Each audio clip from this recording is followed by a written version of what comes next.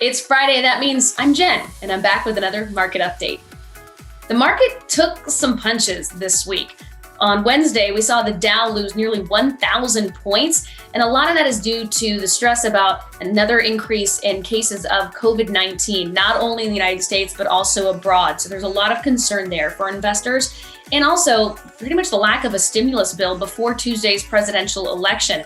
We've kind of lost hope that that's going to happen before Tuesday. There is still hope that it might happen afterward, but for this week, there was a massive sell-off, the worst performance in months on Wall Street. Thursday, we saw a little bit of positivity gain with the new GDP projections that we're going to do a lot better than expected. But again, there were some issues. Tech stocks have been strange. There was a sell-off in September because they got so hot. They were trading so high in expensive trading that when they had their earnings reports come out on Thursday, it was pretty much underwhelming for investors. For the stocks to be trading that high, they expected something a little bit better. Specifically, Apple reporting a 16% decline in iPhone sales, so a 21% drop in revenue on the iPhone. So your FANG stocks, that's Facebook, Amazon, Apple, Netflix, Google, did not perform that great. Alphabet, Google's parent company, did report some, I think they were up 6% in Friday morning trading. So there was a little bit of a bright spot there, but just not as good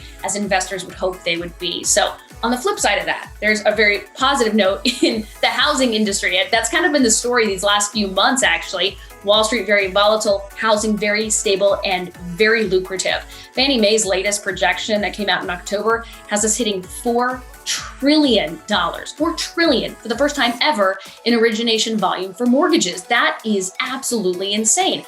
A lot of that coming, of course, from refinances with interest rates as low as they are right now. The 30-year fixed rate mortgage average from Freddie Mac this week still about 2.81%, historically low rates. And another bright spot, new home sales up massively, more than 30%, which is incredible, and that's great. But the problem is continuing to be inventory. This lack of inventory, this dearth of inventory is really putting a strain and upward pressure on prices. The latest Case-Shiller price index has us rising by more than 5% across 19 cities that they survey. So you're seeing prices go up, median and average home sale price go way up.